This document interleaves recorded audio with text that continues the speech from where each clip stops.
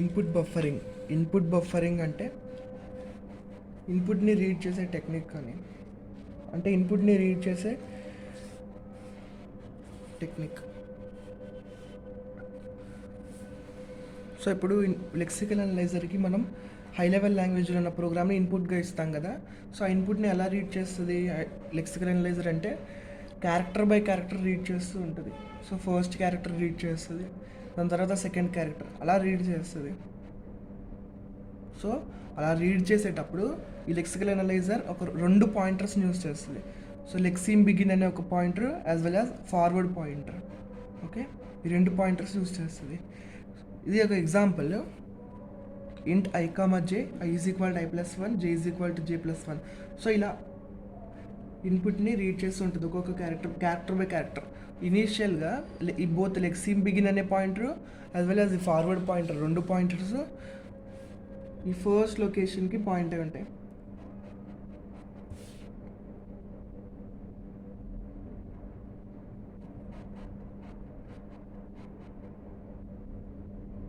Okay, lexeme begin and forward 2 first ఇనీషియల్గా first లొకేషన్లో point అయి ఉంటాయి. ఏమవుద్ది, లెక్సిమ్ బిగిన్ అనే పాయింటర్ అక్కడే ఉంటుంది, బట్ ఈ ఫార్వర్డ్ పాయింటర్ మాత్రం మూవ్ అవుతూ ఉంటుంది.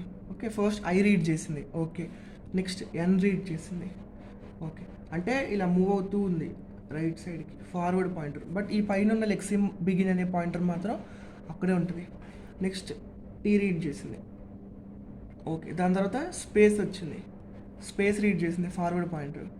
ఇక్కడ స్పేస్ వచ్చింది కాబట్టి దీని ముందు వరకు ఉన్నదంతా ఒక లెక్సిమ్గా ఐడెంటిఫై చేస్తుంది. సో లెక్సిమ్ అంటే ఒక టోకెన్గా ఐడెంటిఫై చేస్తుంది దీని ముందు ఉన్నంత వరకు. ఓకే, అయిపోయింది కదా ఇప్పుడు.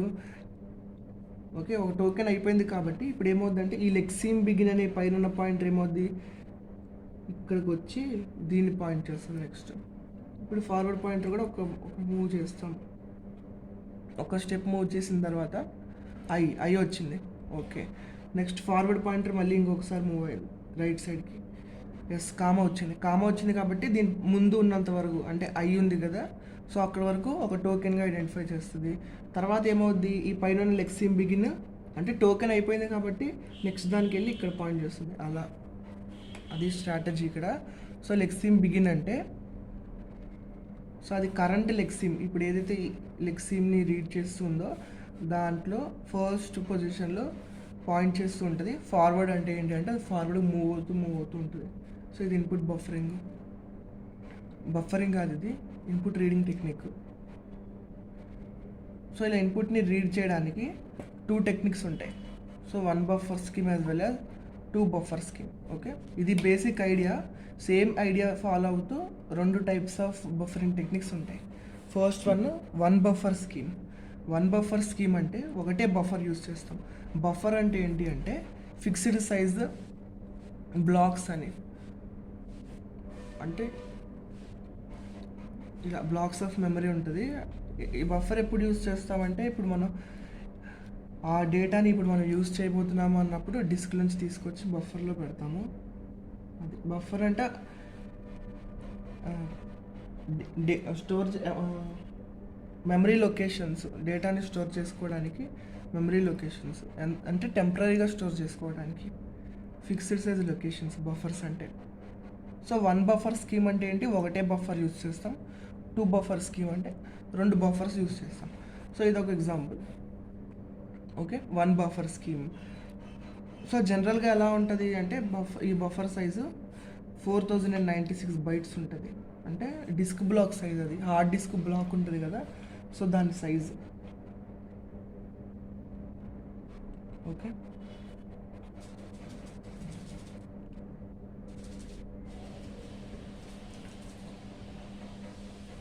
సో ఇక్కడ మన నార్మల్గా ఇన్పుట్ని రీడ్ చేయడానికి అండ్ ఈ బఫర్స్ యూస్ చేయడానికి డిఫరెన్స్ ఏంటి అంటే, ఓకే, నార్మల్గా రీడ్ చేయడానికి బఫర్స్ యూస్ చేయడానికి, ఈ నార్మల్గా మనం ఇలా మొత్తం రీడ్ చేస్తున్నామంటే ఏమవుద్దంటే అక్కడ మనకి ఈ మొత్తం ఒకేసారి వచ్చి బఫర్లో స్టోర్ అవ్వదు నార్మల్గా రీడ్ చేస్తే. ఓకే, బఫరింగ్ స్కీమ్ కాకుండా నార్మల్గా ఇన్పుట్ని రీడ్ చేసినప్పుడు ఈ మొత్తం ఒకేసారి వచ్చి ఇక్కడ స్టోర్ అవ్వదు బఫర్లో. ఫస్ట్ ఒక సిస్టమ్ కాల్ హార్డ్ డిస్క్కి పాస్ అవుతే ఆ హార్డ్ డిస్క్లోంచి ఐ ఇక్కడ వచ్చి స్టోర్ అవుద్ది. అయిపోయింది కదా. తర్వాత మళ్ళీ ఇక్కడ ఈ ఫార్వర్డ్ పాయింట్ ఇక్కడికి వచ్చినప్పుడు మళ్ళీ ఒక సిస్టమ్ కాల్ వెళ్తే అప్పుడు మళ్ళీ అన్న వచ్చింది. ఇప్పుడు మళ్ళీ నెక్స్ట్ టీకి మళ్ళీ ఒక సిస్టమ్ కాల్ వెళ్తే మళ్ళీ టీ తీసుకొచ్చి ఇక్కడ ప్లేస్ చేస్తుంది. అలా ప్రతి క్యారెక్టర్కి ఒక సిస్టమ్ కాల్ రాయాలి, సిస్టమ్ కాల్ సెండ్ చేస్తుంది. అప్పుడు డిస్క్ ఆ క్యారెక్టర్ తీసుకొచ్చి ఇక్కడ పెడుతుంది. అలా అన్నిసార్లు డిస్క్ని మనం రిఫర్ చేయడం అది ఎక్స్పెన్సివ్ టాస్క్, అది కరెక్ట్ కాదు. సో ఈ బఫరింగ్ స్కీమ్స్లో ఏం చేస్తామంటే మనం ఒకటే సిస్టమ్ కాల్లో మొత్తాన్ని ఒకేసారి తీసుకొచ్చి బఫర్లో ప్లేస్ చేస్తాం. ఫిక్స్డ్ సైజ్ బఫర్ అన్నాం కాబట్టి ఆ ఒక బఫర్లో తీసుకొచ్చి మొత్తం ఒకేసారి స్టోర్ చేస్తాం, అంటే ఒకటే సిస్టమ్ కాల్లో ఈ మొత్తం వచ్చి స్టోర్ అయింది. ఓకే, ఇప్పుడు ఎగ్జాంపుల్కి ఏమనుకున్నాం అంటే నా స్టేట్మెంట్ ఇంట్ application is equal to 5. So ఈ అసైన్మెంట్ స్టేట్మెంట్ ఇక్కడ వచ్చి స్టోర్ అవ్వాలి, కానీ ఇక్కడ ఏంటి నా బఫర్ సైజు సరిపోలేదు కాబట్టి ఏమవుద్ది అంటే కొంచెం వచ్చి స్టోర్ అయింది. ఇంట్ స్పేస్ ఏపీపీ వరకు స్టోర్ అయింది.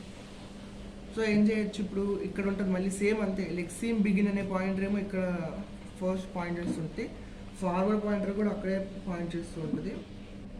సో ఫార్వర్డ్ పాయింటర్ ఇలా మూవ్ సేమ్ అదే ఐడియా ఇక్కడ కూడా మళ్ళీ ఫార్వర్డ్ పాయింటర్ మూవ్ అయింది, ఇక్కడ మూవ్ అయింది, నెక్స్ట్ మూవ్ అయింది, ఇక్కడ స్పేస్ కనిపించింది కాబట్టి దాని ముందు ఉన్నంత వరకు ఒక టోకెన్గా ఐడెంటిఫై చేసింది. ఇప్పుడు నెక్స్ట్ ఏం అవ్వాలి, టోకెన్ అయిపోయింది కాబట్టి లెక్సీమ్ బిగిన్ అనే పైన ఉన్న పాయింట్ కూడా నెక్స్ట్ దానికి వచ్చి పాయింట్ అవ్వాలి. ఓకే, ఇక్కడ లెక్సీమ్ బిగిన్ ఇక్కడ పాయింట్ అయింది, నెక్స్ట్ ఇక్కడ ఫార్వర్డ్ మళ్ళీ మూవ్ అవుతూ ఉన్నప్పుడు నాకు ఇక్కడ అయిపోయింది, బఫర్ కంప్లీట్ అయిపోయింది, కానీ అప్పటికి నాకు ఇక్కడ కామా రాలేదు, సెమీకోలన్ స్పేస్ ఏం రాలేదు. సో అంటే ఇంకా ఇది ఉంది అని. ఓకే, సో ఏం చేస్తుంది బఫరు, ఈ మొత్తాన్ని ఇప్పుడు తీసేసి, అంటే బఫర్ ఎందుకు వచ్చేసింది, ఫార్వర్డ్ పాయింట్ ఇక్కడ వరకు వచ్చేసింది అయినా కానీ ఈ లెక్సీమ్ రీడ్ చేయలేదు. ఏం చేస్తుంది, ఇది మొత్తం ఈ బఫర్ స్పేస్లో ఏమవుద్ది, ఏపీపీ వరకు అయిపోయింది కదా, ఈ నెక్స్ట్ ఎల్ఐసిఏ అవన్నీ వచ్చి ఇక్కడ ప్లేస్ అవుతాయి, మళ్ళీ రీఫిల్ అవుతుంది బఫర్. అలా రీఫిల్ అయినప్పుడు ఇక్కడ వరకు రీఫిల్ అయిపోయింది చూడండి. ఏపీపీ చదవలేదు, ఇంకా రీడ్ చేయలేదు. ఓకే, రీడ్ చేయలేదు అంటే రీడ్ చేసింది కానీ ఇంకా ఉంది ఏపీపీ. ఏపీపీని ఫార్వర్డ్ పాయింటర్ స్కాన్ చేసింది కానీ అది ఇంకా ఉంది. అప్లికేషన్ వరకు మొత్తం రీడ్ చేసిన తర్వాత ఒక టోకెన్గా అదే తీసుకుంటుంది, కానీ ఇంకా ఇక్కడ టోకెన్గా తీసుకోలేదు, జస్ట్ రీడ్ చేసింది అంతే. రీడ్ చేసేసరికి బఫర్ స్పేస్ అయిపోయింది కాబట్టి మొత్తం ఇందులో ఉన్నవన్నీ పోయి మళ్ళీ LICATIO అని వచ్చి స్టోర్ అయిపోయాయి. సో అవి స్టోర్ అయ్యాయి, కొత్తవి వచ్చి స్టోర్ అయ్యాయి. ఏపీపీ ఇంకా అది రీడ్ చేసింది కానీ దాన్ని ఇంకా స్టోర్ చేసుకోలేదు. సో అది ప్రాబ్లం ఇక్కడ. ప్రీవియస్లీ ఇంకా ఏమైనా స్టోర్ అవ్వకుండా ఉంటే వాటి సైజు ఆ లెక్సీమ్ సైజు చాలా పెద్ద సైజు అయ్యి ఉండి ఇంకా రీడ్ చేయకుండా ఉంటే అదంతా బఫర్ రీఫిల్ అయినప్పుడు పోయింది, ఓవర్ రైట్ అయిపోద్ది మొత్తం. Okay, 1 buffer scheme. సో దీన్ని డిసడ్వాంటేజ్ని తీసుకొని 2 బఫర్ స్కీమ్ యూస్ చేస్తాం, బఫర్ పేర్స్ అంటాం, అంటే 2 బఫర్స్ యూస్ చేస్తాం అంతే. సేమ్ మళ్ళీ ఇక్కడ అదే ఐడియా. బిగిన్ లెక్సీమ్ అనే పాయింటర్ ఏమో పైన పాయింట్ చేస్తుంటుంది, అంటే ఫస్ట్ క్యారెక్టర్ లెక్సీమ్కి. ఫార్వర్డ్ పాయింటర్ అలా మూవ్ అవుతూ ఉంటుంది.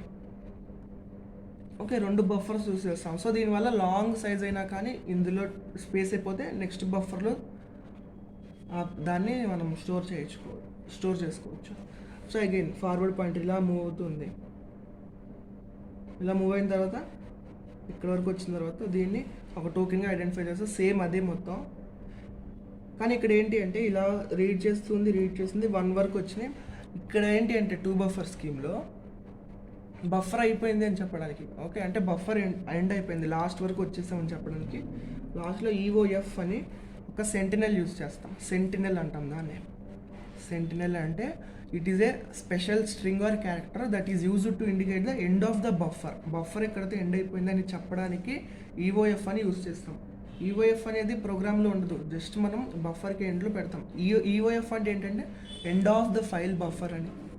Okay, end of file buffer అని మీనింగ్. EOF అనే ఒకటి బఫర్కి ఎండ్లో మనం ప్లేస్ చేస్తే దీన్ని సెంటినల్ అంటాము.